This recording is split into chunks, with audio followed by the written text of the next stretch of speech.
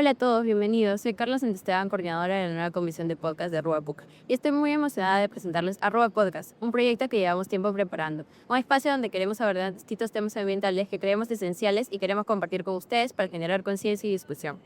En este primer episodio conversamos con Amparo Fabián, una estudiante de 21 años nacida en Loroya, que junto a 80 ciudadanos denunció al Estado peruano por permitir la vulneración de los derechos humanos en Loroya, Junín, debido a la contaminación ambiental que originó por décadas el complejo metalúrgico de Loroya. La Corte Interamericana de Derechos Humanos falló a favor de Amparo en el 2024. Sin embargo, los ciudadanos no han recibido ninguna indemnización. Amparo nos contará su experiencia viviendo en una de las ciudades más contaminadas del mundo y sobre la respuesta del Estado ante este fallo. Hemos preparado este episodio con mucho esfuerzo y dedicación, con el objetivo de dar a conocer historias, soluciones y reflexiones que nos ayuden a cuidar nuestro planeta. Así que los invito a escuchar todo lo que hemos preparado para ustedes y nos vemos en los otros episodios. Chao.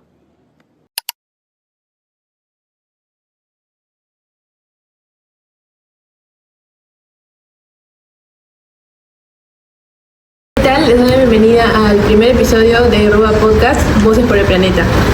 Y el día de hoy vamos a hablar de un tema importante en el cual el ambiente pasa a un segundo plano y la salud es el costo del progreso.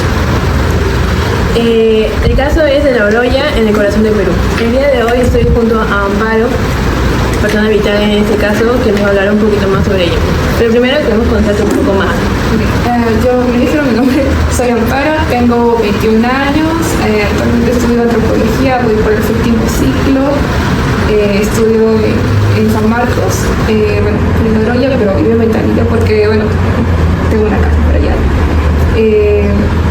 Me gusta el gimnasio, aprendiendo a hacer postres, escuchar música, ir a un par de conciertos, y eso todo lo que voy. Ya, genial. Bueno, empezamos por el inicio. Cuéntame cómo fue tu niñez en Loroya. ¿Qué recuerdas? ¿Qué era lo que te gustaba? ¿Qué recuerdas de las personas que estaban ahí?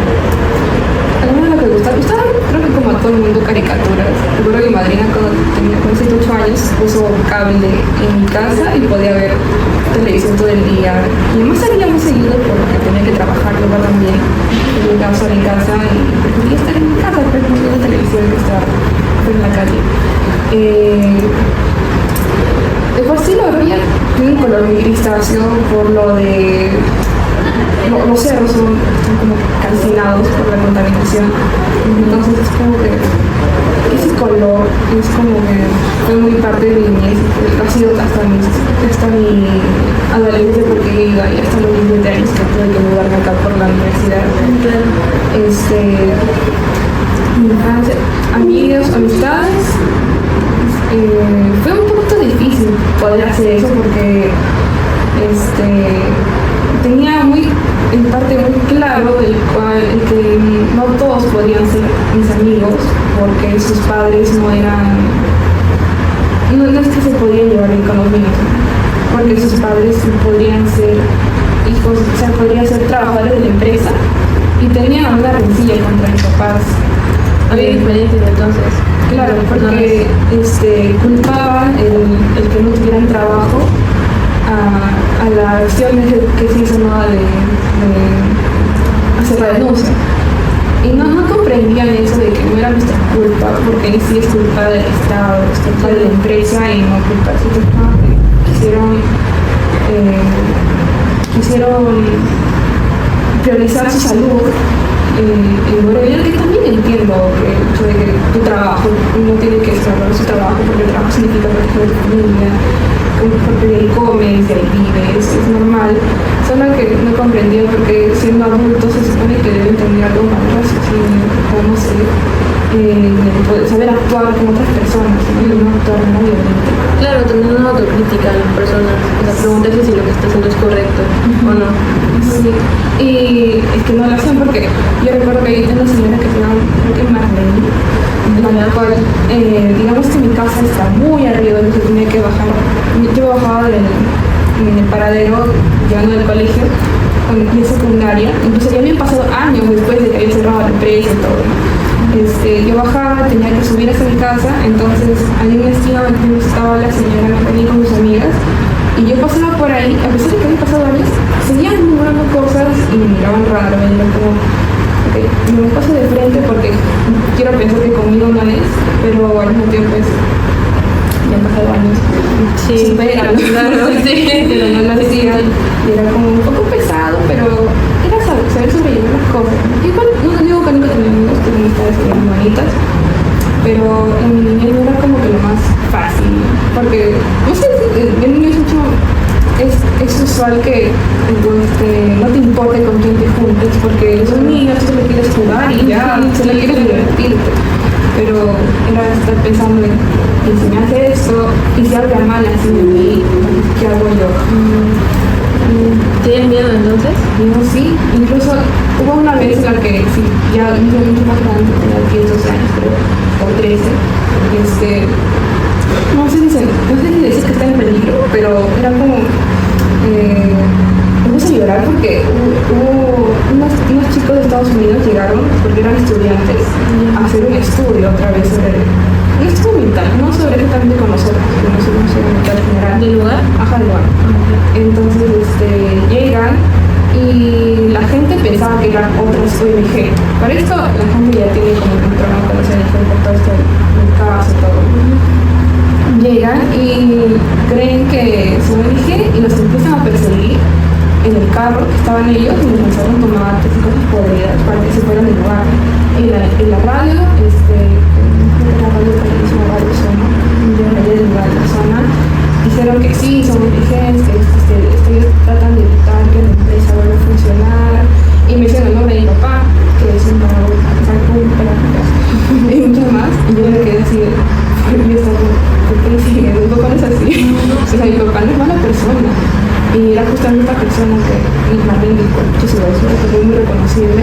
Hablamos con los abogados, nos dijeron que podíamos ir, y fuimos al juez, no sé si al juez de paz, para ver este caso, porque en una radio estaba poniendo una postura, cuando se supone que tú debes informar, ¿no? O sea, como te preguntar quiénes son estas personas, porque no eran simplemente estudiantes que venían a hacer el estudio ya, no venían con una intención más, la intención de tomar algún lado, o no del trabajador, nosotros, sino era estudio, no había por qué actuar de esa forma. Es decir, imagínate que tú estudias ingeniería, imagínate que vas, ¿no? A hacer una investigación. Hacer algo para allá y creen que eres un ingeniero y te mandan así, o sea, entonces como que yo no conozco a nadie acá y te tratan así, o sea, de ambas formas se ve mal. Entonces me sentí mal y puse a llorar y mi mamá le por eso fue que le llevaron a la boda, dijeron, hacemos con esto porque es violencia, aparte de que estás hablando de algo que no es así, entonces es cierto. Al final no sé qué quedó eso, pero hicimos todo lo posible como para que ¿no llorara? Pero ¿y por qué crees que hacían estas personas? ¿Por qué nos atacaban? ¿Por qué que se vayan? Sí, eso siempre nos han dicho también. ¿Por qué no nos vamos? ¿Por qué seguimos viviendo ahí si supuestamente hay contaminación? Mi papá siempre dijo que porque me voy a ir a la casa, y mi papá decía ya, nunca me toca allá. Nunca creo que ha ido fuera de Lima un par de años, pero fue porque, o sea, en su juventud, ¿no? En lo que era. Pero él siempre estaba allá, siempre allá, todos mis tíos están allá, mis primos también están allá. Entonces, ¿por qué hizo? ¿Y por qué actúan así? Y que en parte no los puedo culpar, pero les digo, yo sé que la empresa ha sido su vida, han trabajado ahí. Es más, la Oroya, ayer hablando de esto, que antes era más que una ciudad, era una comunidad campesina, ¿no? Y luego en 20 llega la empresa y lo que era Cerebro Corporation, ¿Se industrializa? Se pone la refinería y todo esto, entonces la Oroya deja de ser comunidad campesina y deja de ser ciudad. Entonces del 1920 y hasta este año son casi 100 años en la ciudad, siempre la ciudad se ha desarrollado alrededor de la empresa y todo gira alrededor de ella. Entonces cuando la empresa se va como que el lado más característico de ella quería ser metalúrgica. Pero todas las personas que viven en un momento no son de la ciudad, son de fuera. pero se instalan, hacen su vida ahí, tienen su familia, hacen su red de apoyo. Lo normal, pues no, cuando te das un lugar, tratas de comprarte, de instalarte en el lugar. Claro. Entonces, ellos estaban defendiendo su trabajo, y sí, lo entiendo, pero creo que no era mejor, porque al final, por ejemplo, cómo trabajaban ellos en la empresa, también tenía que tener mejores condiciones, porque ya habían pasado muchos años y las máquinas seguían siendo las mismas. Entonces eso también pone en peligro al trabajador. Entonces eso también es otra parte de reclamar ese tipo de cosas, porque esto es parte del derecho. Pues no lo hacían a cambio de mantener un hijo de escuela de la empresa. Claro, se vuelven dependientes de una forma u otra de la empresa. Sí. Entonces, eso originó todos estos sucesos que me comentas, de los ONGs, de las personas que llegaron a investigar, que las atacaron. Que ya tienen como que el miedo es ONG, detiene a la empresa, es mi empresa, no tengo trabajo. Entonces, es como que lógico el por qué no les gusta la empresa, pero el modo de actuar creo que no se puede. Actuar es un modo violento. No, nunca es la solución. La violencia nunca es la solución. Bueno, En esa cosa. esa parte no. Pero ¿y actualmente las personas a qué se dedican? Siguiendo a la empresa. La empresa funciona levemente, o sea, hay un par de máquinas, ¿cómo se llaman estas? Plantas que sí funcionan y sí hay trabajadores ahí, que son muy pocos a comparación de antes, ¿no? Que yo no he estado vivo porque yo nací después del 2003. Me decían que cuando salían eran un montón de personas como hormigas saliendo de ahí. Y ahora pues salen muy pocas y las otras personas tuvieron que irse. Y si tienen trabajo es porque hay trabajadores que ya no pueden cobrar ahí, son taxistas o tienen algún negocio por ahí en el mercado. Yo, por ejemplo, nunca trabajo en la empresa y yo siempre he sido personal administrativo en la escuela que está toda en mi casa. Por eso nunca le he faltado trabajo, porque no he sido integral. Y los otros, pues sí, Tuvieron que comprarse por el hecho de que ya la empresa no podía seguir tanto empleo. y en caso ya no hubiera de dónde sacar el dinero, pues se tenían que ir. Y se han ido mucho. Yo tenía compañeros inicial que todos se han ido a Bancabio, porque como que es lo más cercano lo veo ya, y no me entiende su o se han venido también para Lima y estudian y trabajan, que esto es igual. Y en algún momento de tu niñez, o sea, ¿en qué momento de tu niñez te diste cuenta de esta problemática?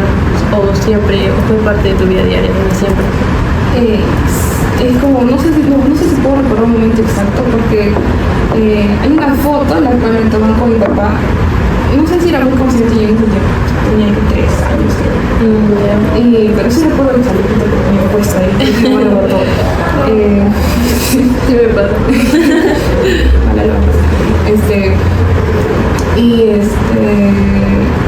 Creo que era más cuando tenía 5 o 6 años, cuando salíamos muy seguido al centro de salud para que nos hagan dosaje de sangre y también pruebas de orina para ver los niveles de plomo también que tenemos en nuestro cuerpo, ¿no? Y era como que muy usual, era cada 6 meses.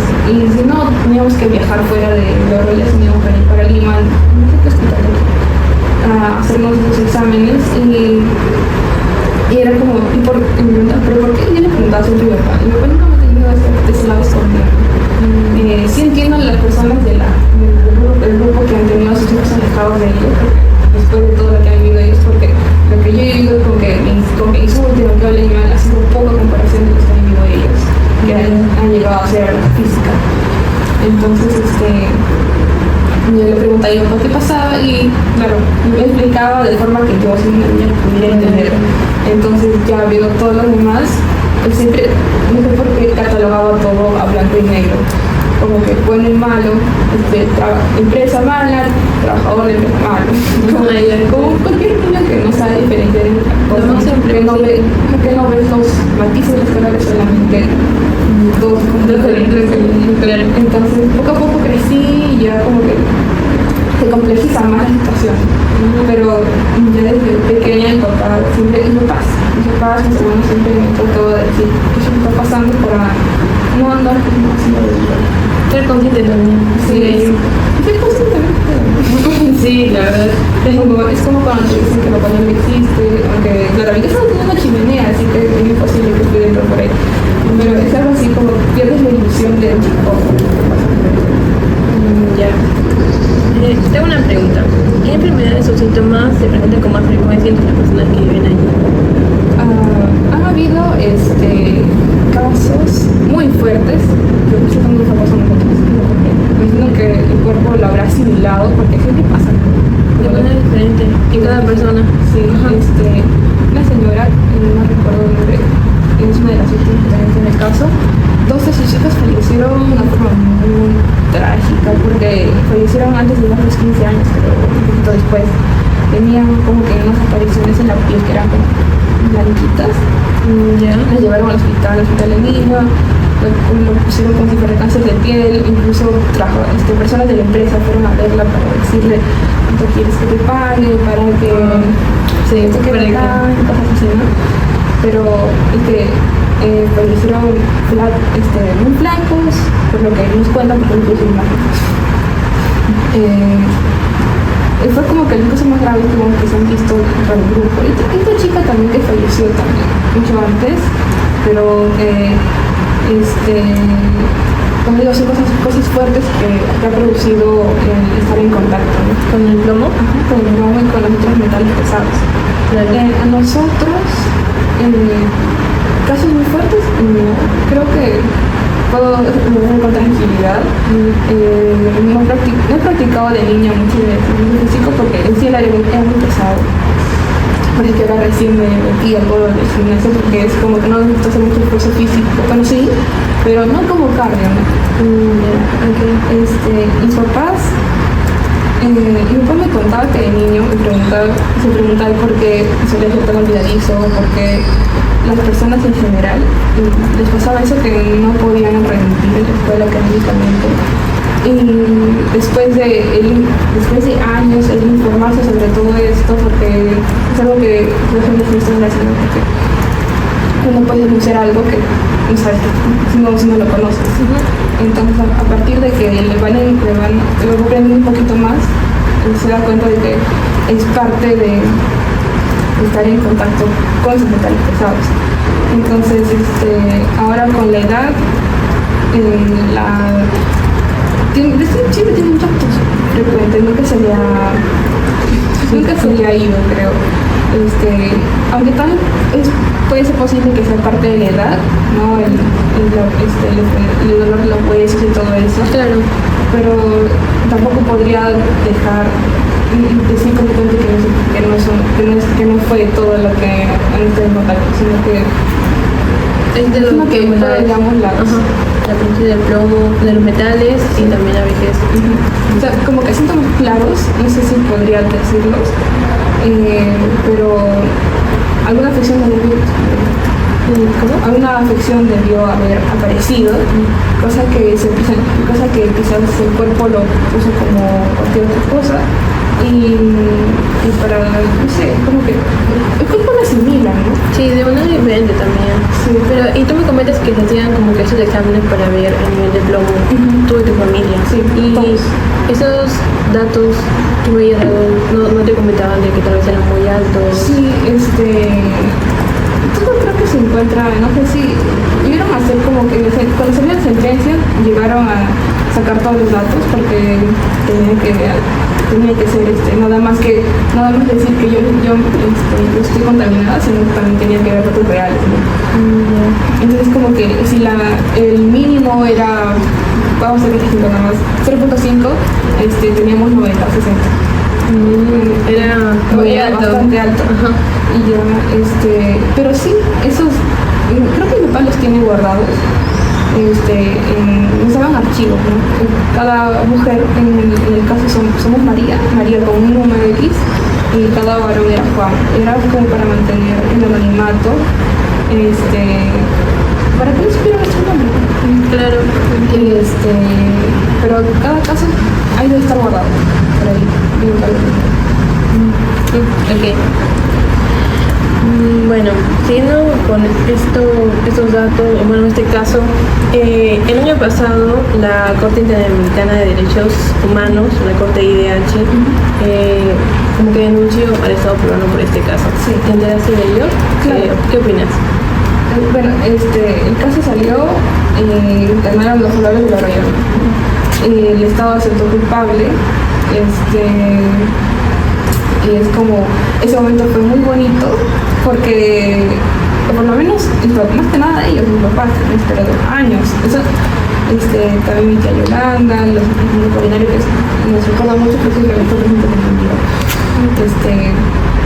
Estaban felices porque después de, si el caso iniciante que naciera, habrá sido en 2002, o sea, de mandar la denuncia al Tribunal Constitucional, después pasarla hasta la Corte. Ya hasta el 2024, son 22 años. Ajá. Entonces es mucho tiempo que han esperado y la gente llega a cansarse, ¿no? Es un trabajo muy arduo, tanto de los abogados, también de los que estamos ahí. Y mi papá pues se puso muy feliz, tan feliz que lloré de la emoción porque incluso su familia invalidaba lo que estaba pasando. Le decían, pero ¿por qué te metes ahí si es una empresa grande? Tú no vas a hacer nada contra ellos, o que eres tonto, cosas así, ¿no? En realidad demasiado.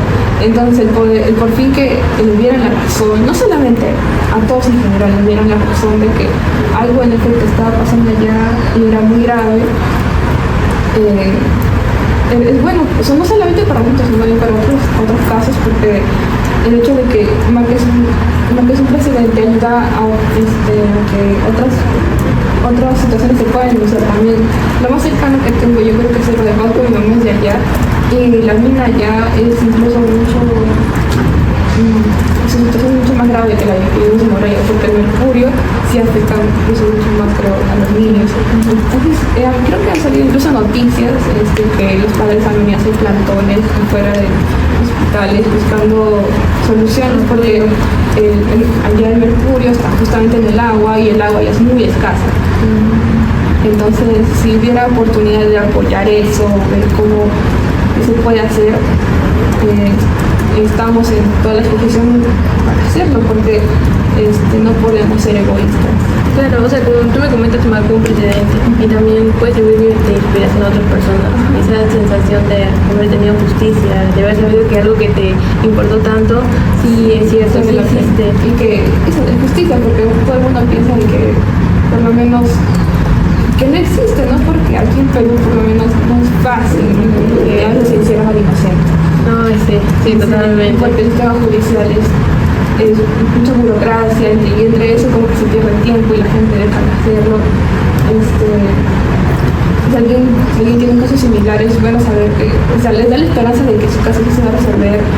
Pero ahora que tenemos la sentencia, es como que es otro trabajo lograr que las medidas de acción, de reparación, se cumplan. Es como que otro trabajo que nos toca a los siguientes, o sea, como que a los que éramos niños y ahora ya somos tantos jóvenes. Claro, o sea, sobre todo también porque fueron muchos años desde que se denunció en 2002 hasta 2024 que llegó a la corte. Pero bueno, al menos se logró que hayas hecho justicia, como te digo. ¿Y ahora piensas regresar a Loroya o visitar a tu familia? Sí, yo no dejo de ir. Y más, estoy haciendo un trabajo, como es el séptimo ciclo, y ya en el, ¿cómo se llama esto?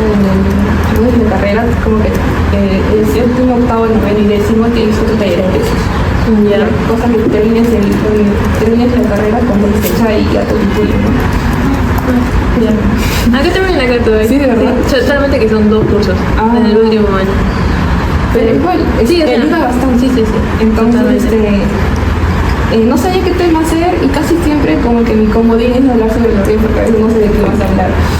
Entonces, voy a hacer como que la problemática que existe entre los grupos sociales, entre los que denunciaron el caso y los que no, ver cómo se conflictúan ambos y eso se me tiene por lo menos algo pequeño nada más. Entonces voy a tener pequeño, ¿no?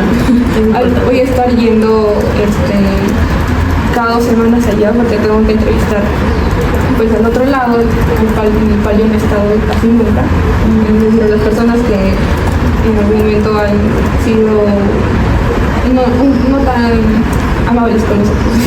Entonces lograr hacer cercanía y entrevistarlos y estar yendo, porque yo voy para Navidad, si en caso se pueda para el día de mi mamá y papá, o para vacaciones de medio año, para ahí, porque es que no puedo dejar, es como, me gusta el aura que tiene alrededor, malo o bueno, me gusta mucho. Entonces he pasado casi 17 años de mi vida ya, entonces no podría no ir. Claro, a pesar de todo es que yo nací ¿Es de dónde vienes? No puedo dejarlo. Claro, entonces, también tengo una consulta. ¿Tú crees que la gente fuera de la Oroya sabe y entiende cuál es la problemática? Creo que sí, porque cada vez que he conocido personas y les he dicho que soy del rollo. Porque es como, siempre que conozco a alguien, lo primero que puedo decirles de mí es como, y si no conocen, les digo, es cerca de Huancayo, porque no conocen la Oroya, aunque cerca de Huancayo es como que más reconocible, es mucho más grande, entonces como que ya estás cerquita de ahí, pasas por ahí, siempre que haces Cerro de Pasco o si llegas hasta la Tarma, ahí se me camino. Entonces, y siempre me dicen, ay, qué pena. Yo digo, bueno, sí. O sea, bueno, sí, es triste lo que se vivió, pero estamos bien. Hay que tomarlo con positiva porque de otra forma nos quedamos en lo mismo. La vida es muy larga, la vida es muy problemática como para seguir sufriendo y que darle la mejor cara. A veces. Entonces, creo que sí tienen conciencia porque siempre se ha conocido la vida como la capital metalúrgica de Perú o de América y que ha sido, después de Chernobyl, ha sido la segunda ciudad más contaminada del mundo y como que todo el mundo piensa que, creo que todo el mundo piensa que andamos con mascarillas de gas o algo así, ¿no? Pero en Chernobyl también piensan eso las personas, que en Chernobyl siguen usando máscara de gas. Creo que ya es habitable, ya hay... Por lo menos alrededor es habitable, ¿no? Pero en un par de kilómetros. Pero sí tienen conciencia, pero es como pueden saber, pero el actuar también es difícil. Aunque actuar no necesariamente tiene que ser como que yo vaya y haga algo, sino que con informarse es bastante, ¿ya? Porque la gente lo odia, ¿no? Yo conozco mi casa porque soy de allá, pero claramente es obvio lo que pasa alrededor. Si conozco sobre el paso pues porque mi mamá es de allá, pero quién sabe qué está pasando, yo que soy tan turismo. Mi hermano, por ejemplo, trabaja más de ellos ahorita, y lo que pasa allá, recién me entero porque mi hermano estaba allá. Entonces, con conocer, con leer un poco de noticias, de buenos medios, ya es bastante. El informarse, el conocer, te hace decir, y de alguna manera te mueves alrededor de esas cosas y te das cuenta que vas haciendo cositas como para apoyar, no tan grande como para hacer una demanda, porque eso requiere de más que, no solamente de valor, sino también de apoyo, ¿no? Porque al final del día, si no tienes un abogado, no puedes, entonces solito no es natural, no se puede, siempre tiene que ser un grupo, tiene que tener una red de apoyo como para hacer un poquito más. Claro, o sea, tomar la iniciativa también de empezar algo y sobre todo lo que comentas de que es muy complicado mantenerse informado de esto, pues la mayoría de veces cuando prendemos la televisión los casos que se muestran usualmente son de Lima, porque el Perú es muy centralizado en Lima, entonces es complicado mantenerte informado de otras ciudades, otros lugares, otras comunidades o ciudades. O lo informal también. Claro, también la desinformación que es bastante presente en el país. Pero es muy buena la información que me has dado, la verdad. Muchas gracias. Y creo que sería bueno también seguir informándonos sobre los casos de Madre de Dios o de Cerro de Pasco que me comentas, porque es importante y también está afectando a otras personas, a otros niños, al igual que tú, adolescentes, jóvenes. Incluso mucho más. Yo recuerdo que mi papá estaba en Conakami, que es otro grupo, no sé qué significa Hanakami, pero solíamos viajar también con ellos, y nos dieron como que un par de discos, así, 7, 8, y cada disco hablaba un caso distinto de minería en Perú. Y yo miraba eso de niñita, me acuerdo. Ahora, creo que tengo los discos, pero en mi laptop no sé, ahora ya no viene con el para meter discos. Pero es que era muy triste porque o eran personas que eran campesinas ganaderas y tenían que parar sus actividades porque pusieron una mina al costado y ahora tenían que irse, y además de que pierden su modo de vida, su trabajo, al mismo tiempo están saqueando sus recursos. Entonces, otra vez, yo no sabía de estos discos que mi papá me trajo. Y es así, uno es ciego a veces, no porque quiere, sino también porque es que por ejemplo TikTok te muestra cosas como muy raras, muy chiquitas, y casi todas son para darte felicidad. Ahorita está con lo de Brainrot, que es de Ya, los tres. que sí están bien, pero yo también los veo, no puedo decir que no, yo soy pero tampoco no está más para investigar un poquito más. Sí, o tengo unos creadores de contenido que hable de estos temas. Por ejemplo, los que están haciendo ustedes, ¿no? Con el podcast, que van a seguir con otros temas y que la gente los vea, informarse sobre eso, hace demasiado. Claro, o sea, a veces tal vez dejar la chispita de que hay una problemática, incluso es como una frase que te atrape o que te pongas a pensar como que qué está pasando, ¿no? Porque tal vez muchos de nosotros que vivimos en Lima no vivimos tantas carencias o problemáticas, y si es que la hay, suelen ser tratadas por el Estado. Entonces también podemos a pensar que hay personas que no tienen esas facilidades, y lo que nos cuentas también es totalmente válido, por supuesto. Bueno, que están Claro, sí, es cierto. Bien. Claro, tú me comentaste que ahora el complejo metalúrgico sigue trabajando de una manera mucho más pequeña a comparación de otros años. Sí. ¿Tú crees que esto forma parte del desarrollo del país o puede convertirse en una amenaza? Recuerdo mucho que el ciclo pasado hemos llevado un curso de desarrollo y en síntesis se puede decir que el desarrollo extractivista no es desarrollo, porque al final del día terminas matando tus recursos a las personas alrededor, entonces solamente consigues dinero de eso. Sería desarrollo en cuanto la comunidad va a participar y en cuanto su actividad no pueda tener efectos negativos por sobre el medio ambiente. Me imagino que hay muchas formas de refinar esos metales de manera que no sea tan contaminante. Debe haber, es decir, ¿por qué no invertir en tecnología para eso? Incluso que estaría ganando mucho más que tan solo con eso. Me imagino que la empresa haya hecho caso al PAMA, el programa de educación y manejo ambiental, y que el Estado también haya sido mucho más estricto como empresa. Probablemente la empresa nunca hubiera tenido que hacer las operaciones, ¿no? Porque eso es lo que se tiene que comprender por parte de nosotros, que no estamos en otra minería. La minería, bueno, mal, es parte, ¿no?, que mantiene la economía del país. Entonces, pero que se puede hacer de manera amigable, sí se puede. Mi hermano trabaja allá en el extremo de Dios viendo cómo refinar el oro sin usar el mercurio, y sí se puede.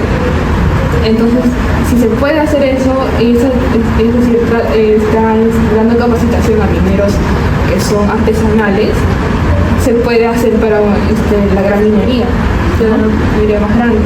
Entonces, si mi hermano, que él es consciente de todo eso, él igual que si quiso seguir trabajando en el río. Entonces, en la orilla también puede ser posible que pueda refinar los metales de manera que no sea tan agresiva con el medio ambiente y con los ciudadanos alrededor, porque no vamos a votar a media ciudad solamente para que siga tu empresa, ¿no? Que es lo que hicieron, por ejemplo, ¿cómo se llama esto? En Morococha. Es un caso que también es cerca a Loroya, que votaron a todas las de la ciudad porque iba a estar la mina de Chinalco ahí, e hicieron otra ciudad a un par de kilómetros de ahí nada más, todos los vieron ahí. Claro que la ciudad es bonita, ¿no? Está bien construida, tiene sus pistas, tu hospital, tu escuela y tal, pero no es así porque por ejemplo, tú tienes, mira, tienes casa, tienes ese lugar, pero tienes tus vecinos, algunos tienen a su familia cerca, ¿no? Y que te muevan a otro lugar significa romper tus redes de apoyo. Entonces, es acostumbrarte a otra cosa, no solamente acostumbrarte, porque es como has vivido toda tu vida ahí y que nada, te van para allá solamente porque la mina va a estar acá y el que tú te vas. El que se va a ir eres tú, porque tú no generas nada y la mina sí. Entonces eso queda como que... Evalúan a las personas también, ¿sí? Y ese sentimiento del lugar de donde vienes, todos esos cambios. O sea, yo creo que si me pasara a mí sería muy triste, porque yo vivo cerca de familia. Imagínate si me pasara, que me movieran a otro lugar, no sería lo mismo. No, porque tu familia es tu vida, y como que tu vida y tu familia como que quedamos parte. Entonces, eso pasó creo que hace menos de 10 años, 15 años.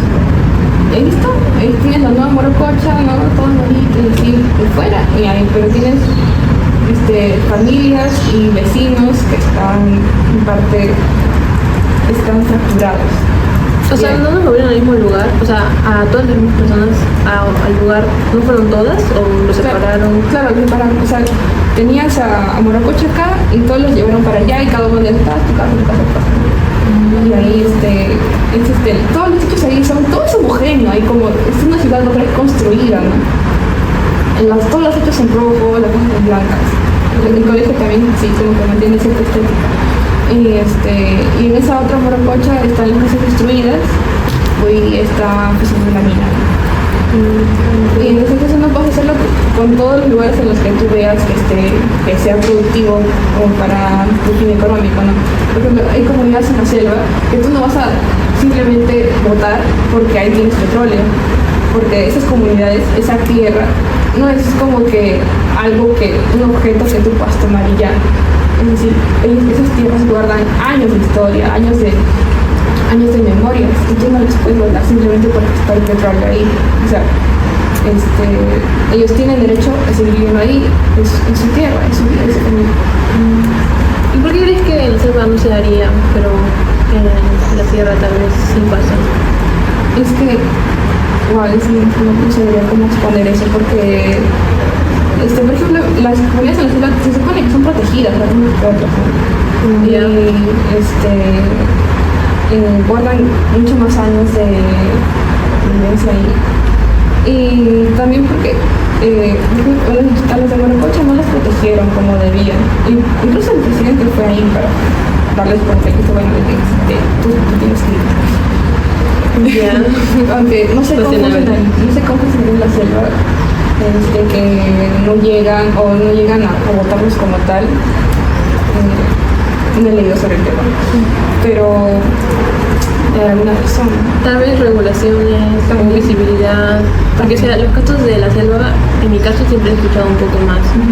Son más conocidos por el hecho de que tienen lugares turísticos muy conocidos y cuando vienen extranjeros pueden visitar más esos lugares, entonces tienen más visibilidad desde Es Lima. posible también que... Podría ser eso tal vez una razón. Pero no, sí, totalmente, o sea, no debería pasar en ningún lugar, ni en la sierra, ni en la selva. Y eso que me comentas del lugar en el que los movieron, es cuestionable, la verdad, es si realmente es correcto o no. Recuerdo que llevaron a un profesor mío antropólogo para formar parte de darles de moverlos, ¿no? Creo que dijo que por ética y moral no quiso trabajar en eso a pesar de que no pudieran pagar bien, porque el destruir de esa forma una ciudad no era parte de su visión. Entonces no fue a trabajar ahí, pero solo nos lo contó y dije, vamos a ir con... Ahora, después de eso que nos contó, así entendí por qué hay una nueva Morococha. ¿Por qué se conoce la nueva Morococha? Ya. Morococha como está diciendo. No, sí, pero también es importante la ética en cada profesional, sí. Por lo que comentas también de tu hermano, que le está enseñando ahora a los mineros artesanales, entonces es importante que todos, tanto como ingenieros, científicos, o de la carrera que tengamos ética. Sí, la visión social es muy importante porque, no sé, por lo menos allá en San Marcos, no siempre, creo que tienen una visión muy cerrada de nosotros. con lo cual es entendible.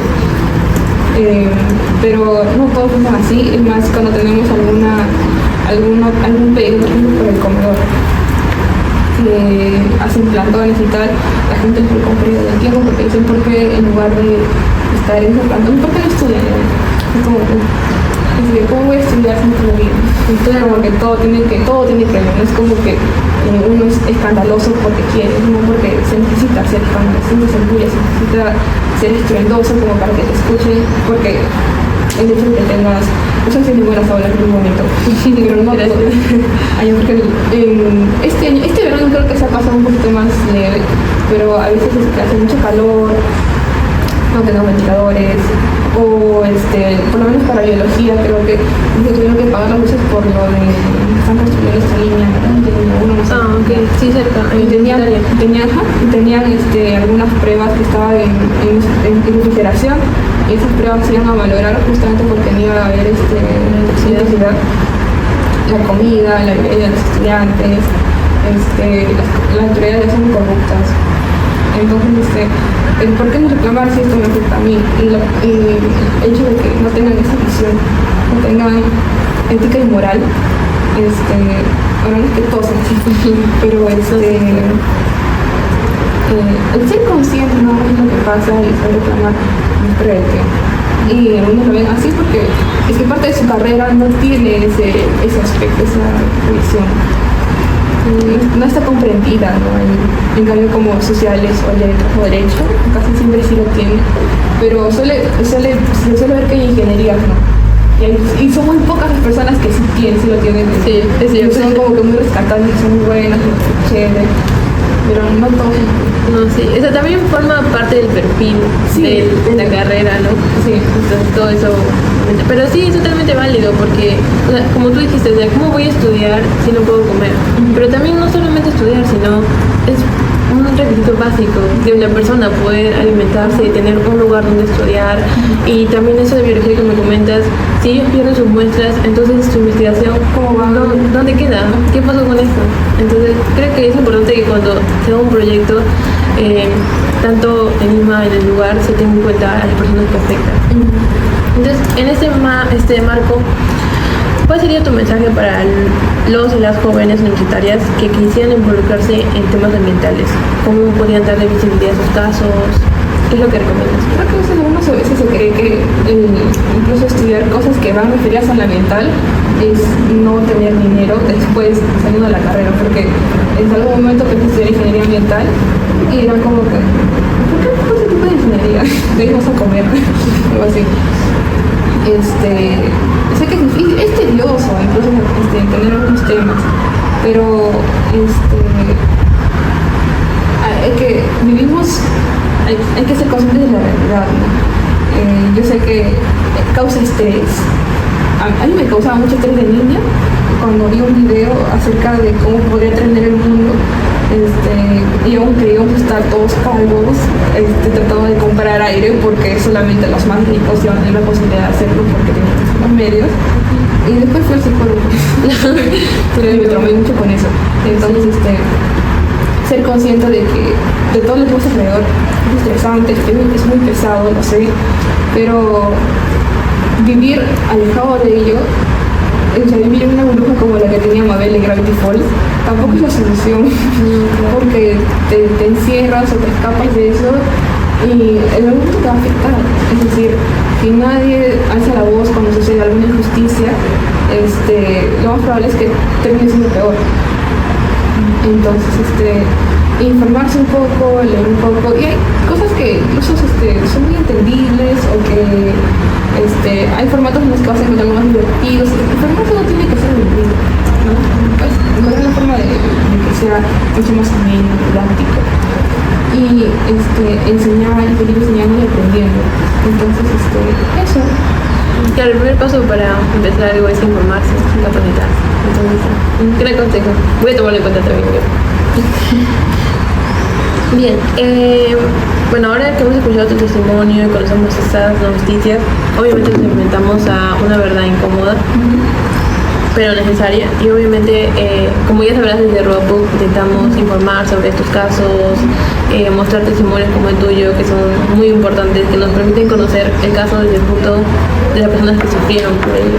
O sea, tú desde los últimos años, tal vez tus padres que lo vivieron desde mucho antes, nos permite conocer y reconocer la importancia de esos casos, de la justicia que tienen que tener, la inspiración que le puede dar a otros casos que están sucediendo.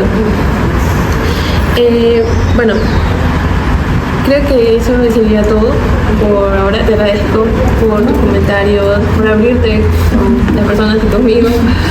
De verdad, he disfrutado mucho de lo que me has comentado. La verdad, me ha llevado muchos conocimientos y también me has hecho cuestionarme si es que he hecho algunas cosas bien y qué tanto me estoy informando. No, no eres de ti, en realidad. A mí me parece una buena cosa. Muchas gracias.